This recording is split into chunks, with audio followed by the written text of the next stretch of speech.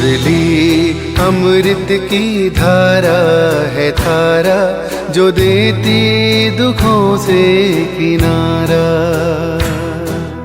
मुरली अमृत की धारा है धारा, जो देती दुखों से किनारा। भूले जीवन में हो जाए शिव बाबा मुरली में समझाए, भूले जीवन में हो जाए। ओम शांति। 30 जनवरी 2025 का महावाक्य है, मीठे बच्चे, इस पुरानी दुनिया में कोई भी सार नहीं है, इसलिए तुम्हें इससे दिल नहीं लगानी है। बाप की याद टूटी तो सजा खानी पड़ेगी। आज का प्रश्न है, बाप का मुख्य डायरेक्शन क्या है, उसका उल्लंघन क्यों होता है?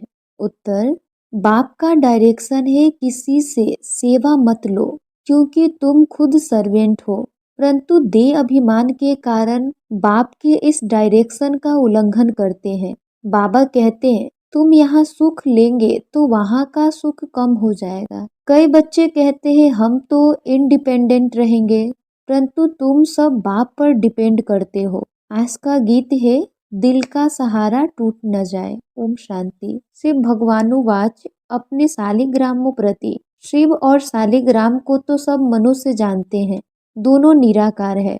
अब श्री कृष्ण भगवानुवाच कह नहीं सकते, भगवान एक ही होता है, तो शिव भगवानुवाच किसके प्रति? रूहानी बच्चों प्रति। बाबा ने समझाया है, बच्चों का अब कनेक्शन है ही बाप से, क्योंकि पतित पावन ज्ञान का सागर स्वर्ग का वर्षा देने वाला तो शिव बाबा ही ठहरा। याद भी उनको करना है। ब्रह्मा है उनका भाग्यशाली रथ है, रथ द्वारा ही बाप वर्षा देते हैं। ब्रह्मा वर्षा देने वाला नहीं है, वह तो लेने वाला है। तो बच्चों को अपने को आत्मा समझ बाप को याद करना है। मिसला समझो, रथ को कोई तकलीफ होती है, वह कारणे अकारणे बच्चों को मुरली नहीं मिलती है, तो बच्चों का सारा अटेंशन जाता है शिव बाबा तरफ। वह तो कभी बीमार पड़ नहीं सकते। बच्चों को इतना ज्ञान मिला है, वो भी समझा सकते हैं। प्रदर्शनी में बच्चे कितना समझाते हैं, ज्ञान तो बच्चों में है ना। हर एक की बुद्धि में चित्रों का ज्ञान भरा हुआ है, बच्चों को कोई अटक नहीं रह सकती। समझो, पोस्ट का आना जाना बंद हो जाता है, स्ट्राइक हो जाती है, फिर क्या करेंगे? ज्ञान तो बच्चों में है। समझाना है, सतयुग था, अब कलयुग पुरानी दुनिया है। गीत में भी कहते हैं, पुरानी दुनिया में कोई सार नहीं है, इनसे दिल नहीं लगानी है, नहीं तो सजा मिल जाएगी। बाप की याद से सजाएं कटती जाएगी। ऐसा न हो बाप की याद टूट जाए, फिर सजा खानी पड़े और पुरानी दुनिया में चले जाए। ऐसे तो ढेर गए हैं जिनको बाप याद भी नहीं है, पुरानी दुनिया से दिल लग गई। जमाना बहुत खराब है, कोई से दिल लगाई तो सजा बहुत मिलेगी। बच्चों को ज्ञान सुनना है, भक्ति मार्ग के गीत भी नहीं सुनने हैं। अभी तुम हो संगम पर, ज्ञान सागर बाप द्वारा तुमको संगम पर ही ज्ञान मिलता है। दुनिया में यह किसको पता नहीं है कि ज्ञान सागर एक ही है। वह जब ज्ञान देते हैं तब मनुष्यों की सद्गति होती है। सद्गति दाता एक ही है, फिर उनकी मत पर चलना है। माया छोड़ती कोई को भी नहीं है। देह अभिमान के बाद ही कोई न कोई भूल होती है। कोई सेमी काम वश हो जाते हैं, कोई क्रोध वश। मनसा में तूफान बहुत आते हैं, प्यार करें, ये करें, डॉट डॉट डॉट। कोई के शरीर से दिल नहीं लगानी है। बाप कहते हैं, अपने को आत्मा समझो तो शरीर का भान न रहे, नहीं तो बाप की आज्ञा का उल्लंघन हो जाता है। देह अहंकार से नुकसान बहुत होता है, इसलिए देह सहित सब कुछ भूल जाना है। सिर्फ बाप को और घर को याद करना है। आत्माओं को बाप समझाते हैं, शरीर से काम करते मुझे याद करो तो विक्रम भस्म हो जाएंगे। रास्ता तो बहुत सहज है, यह भी समझते हैं तुमसे भूलें होती रहती है, परंतु ऐसा न हो, भूलों में फंसते ही जाओ। एक बारी भूल हुई, फिर वह भूल नहीं करनी चाहिए। अपना कान पकड़ना चाहिए, फिर यह भूल नहीं होगी। पुरुषार्थ करना चाहिए। अगर घड़ी घड़ी भूल होती है तो समझना चाहिए हमारा बहुत नुकसान होगा। भूल करते करते तो दुर्गति को पाया है ना। कितनी बड़ी सीढ़ी उतरकर क्या बने हैं। आगे तो यह ज्ञान नहीं था, अभी नंबर बार पुरुषार्थ अनुसार ज्ञान में सब प्रवीण हो गए हैं। जितना हो सके अंतर्मुखी भी रहना है, मुख से कुछ कहना नहीं है। जो ज्ञान में प्रवीण बच्चे हैं वह कभी पुरानी दुनिया से दिल नहीं लगाएंगे। उनकी बुद्धि में रहेगा, हम तो रावण राज्य का विनाश करना चाहते हैं। यह शरीर भी पुराना रावण संप्रदाय का है, तो हम रावण संप्रदाय को क्यों याद करें। यानी बाबा कह रहे हम पुराने शरीर को क्यों याद करें, एक राम को याद करें, सच्चे पिता व्रता बने ना। बाप कहते हैं मुझे याद करते रहो तो तुम्हारे विक्रम विनाश हो जाएंगे। पिता व्रता अथवा भगवान व्रता बनना चाहिए। भक्त भगवान को ही याद करते हैं कि हे भगवान, आकर हमें सुख शांति का वर्षा दो। भक्ति मार्ग में तो कुर्बान जाते हैं, बलि चढ़ते हैं। यहाँ बलि चढ़ने की बात तो है नहीं, हम तो जीते जी मरते हैं, गोया बलि चढ़ते हैं। यह है जीते जी बाप का बनना, क्योंकि उनसे वर्षा लेना है, उनकी मत पर चलना है। जीते जी बलि चढ़ना, वाड़ी जाना वास्तव में अभी की बात है। भक्ति मार्ग में वह फिर कितना जीव घात आदि करते हैं। यहाँ तो जीव घात की बात नहीं, बाप कहते हैं अपने को आत्मा समझो, बाप से योग लगाओ, देह अभिमान में नहीं आओ। उठते बैठते बाप को याद करने का पुरुषार्थ करना है। 100% पास तो कोई हुआ नहीं है, नीचे ऊपर होते रहते हैं, भूले होती है, उस पर सावधानी नहीं मिलेगी तो भूले छोड़ेंगे कैसे। माया किसको भी छोड़ती नहीं है। कहते हैं बाबा हम माया से हार जाते हैं, पुरुषार्थ करते भी है, फिर पता नहीं क्या होता है। हमसे इतनी करी भूले पता नहीं कैसे हो जाती है। समझते भी है ब्राह्मण कुल में इससे हमारा नाम बदनाम होता है, फिर भी माया का ऐसा वार होता है जो समझ में नहीं आता। देह अभिमान में आने से जैसे बेसमझ बन जाते हैं, बेसमझी के काम होते हैं तो ग्लानि भी होती है, वर्षा भी कम होता जाता है। ऐसे बहुत भूले करते हैं। माया ऐसा जोर से थप्पड़ लगा देती है जो खुद तो हार खाते हैं और फिर गुस्से में आकर किसको थप्पड़ व जूता आदि मारने लग पड़ते हैं, फिर पश्चाताप भी करते हैं। बाबा कहते हैं कि अब तो बहुत मेहनत करनी पड़े, अपना भी नुकसान किया तो दूसरों का भी नुकसान किया, कितना घाटा हो गया। राहु का ग्रहण बैठ गया, अब बाप कहते हैं दे दान तो छूटे ग्रहण। राहु का ग्रहण बैठता है तो फिर वह टाइम लेता है, सीढ़ी चढ़कर फिर उतरना मुश्किल होता है। मनुष्य को शराब की आदत पड़ती है तो फिर वह छोड़ने में कितनी मुश्किलात होती है। सबसे बड़ी भूल है काला मुंह करना, घड़ी घड़ी शरीर याद आता है। फिर बच्चे आदि होते हैं तो उनकी ही याद बनी रहती है, वो फिर दूसरों को ज्ञान क्या देंगे, उनका कोई सुनेंगे भी नहीं। हम तो अभी सबको भूलने की कोशिश कर एक को याद करते हैं, इसमें संभाल बहुत करनी पड़ती है। माया बड़ी तीखी है, सारा दिन सिर्फ बाबा को याद करने का ही ख्याल रहना चाहिए। अब नाटक पूरा होता है, हमको जाना है, यह शरीर भी खत्म हो जाना है।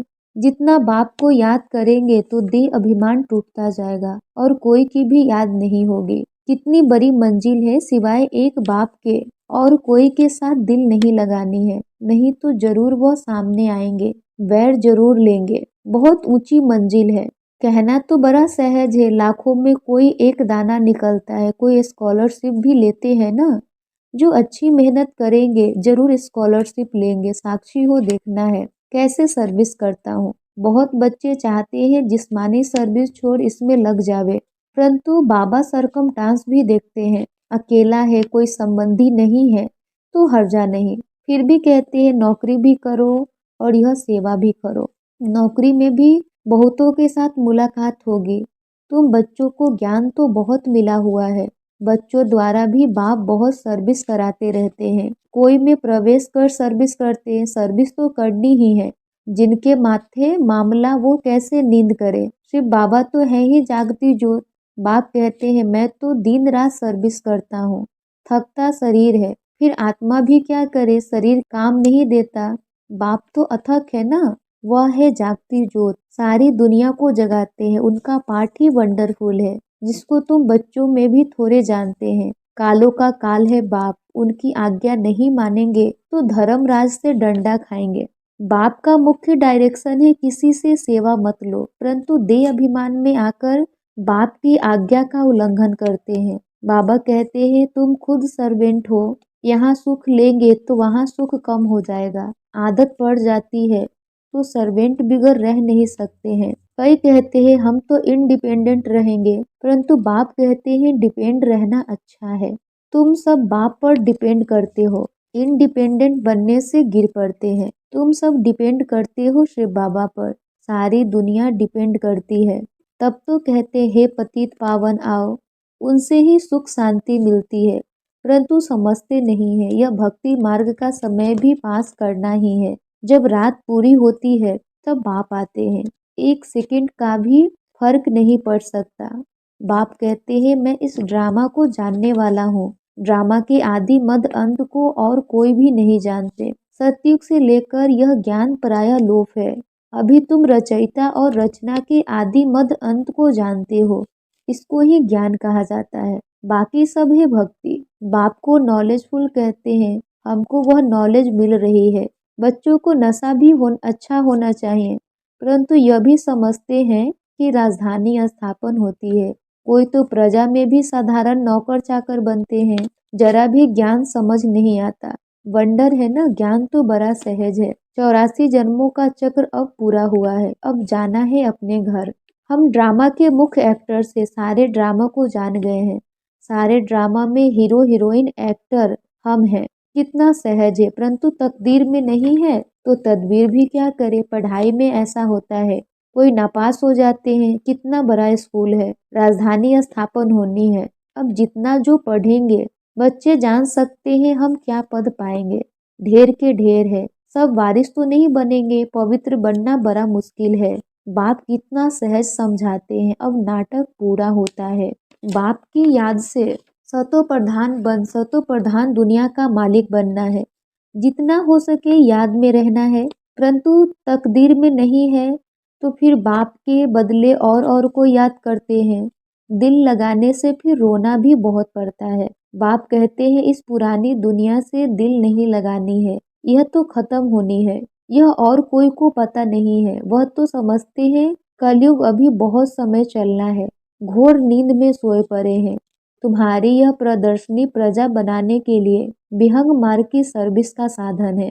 राजा रानी भी कोई निकल पड़ेगा, बहुत है जो सर्विस का अच्छा शौक रखते हैं। फिर कोई गरीब, कोई साहूकार है, औरों को आप समान बनाते हैं, उनका भी फायदा तो मिलता है ना।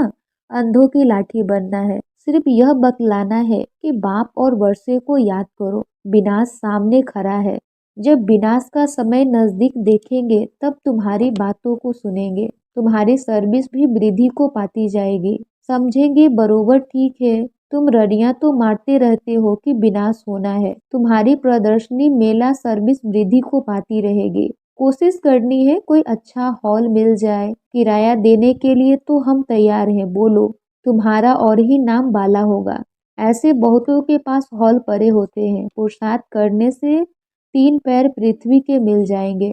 जब तक तुम छोटी छोटी प्रदर्शनी रखो, शिव जयंती भी तुम मनाएंगे तो आवाज होगा। तुम लिखते भी हो शिव जयंती की छुट्टी का दिन मुकर्रर करो।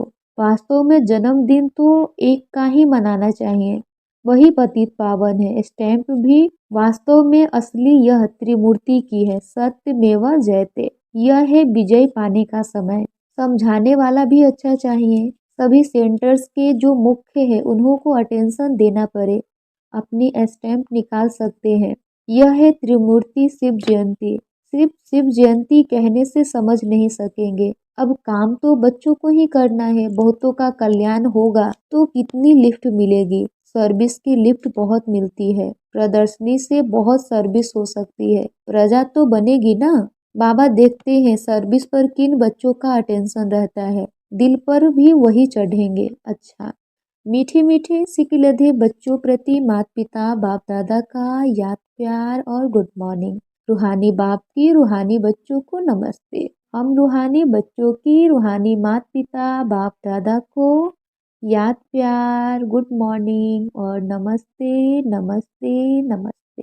धारणा के लिए मुख्य सार है, अगर एक बार कोई भूल हुई तो उसी समय कान पकड़ना है। दोबारा वह भूल ना हो। कभी भी देह अहंकार में नहीं आना है। ज्ञान में प्रवीण बन अंतर्मुखी रहना है। सेकंड नंबर है सच्चा पिताव्रता बनना है। जीते जी बलि चढ़ना है। किसी से भी दिल नहीं लगानी है। बेसमझी का कोई भी काम नहीं करना है। आज का वरदान है जुदाई को सदा काल के लिए विदाई देने वाले स्नेही स्वरूप भव। जुदाई को सदा काल के लिए विदाई देने वाले स्नेही स्वरूप भव। जो स्नेही को पसंद है वही स्नेह करने वाले को पसंद हो। यही स्नेह का स्वरूप है। चलना, खाना, पीना, रहना स्नेही के दिल पसंद हो। इसलिए जो भी संकल्प व कर्म करो तो पहले सोचो कि यह स्नेही बाप के दिल पसंद है। ऐसे सच्चे स्नेही बनो तो निरंतर योगी, सहज योगी बन जाएंगे। यदि स्नेही स्वरूप को समान स्वरूप में परिवर्तन कर दो तो अमर भव का वरदान मिल जाएगा और जुदाई को सदा काल के लिए विदाई मिल जाएगी। आज का स्लोगन है स्वभाव इजी और पुरुषार्थ अटेंशन वाला बनाओ। स्वभाव को इजी यानी सरल और पुरुषार्थ अटेंशन वाला बनाओ। अब व्यक्ति सारे हैं अपनी शक्तिशाली मनसा द्वारा सकाश देने की सेवा करो। जैसे बीज में सारा वृक्ष समाया रहता है, ऐसे संकल्प रूपी बीज में सारे वृक्ष का विस्तार समा जाए, तब संकल्पों की हलचल समाप्त होगी। जैसे आजकल दुनिया में राजनीति की हलचल, वस्तुओं के मूल्य की हलचल, करेंसी की हलचल, कर्म भोग की हलचल, धर्म की हलचल बढ़ती जा रही है। उस हलचल से स्वयं को व सर्व को बचाने के लिए मन बुद्धि को एकाग्र करने का अभ्यास करते सकाश देने की सेवा करते रहो। अच्छा, ओम शांति।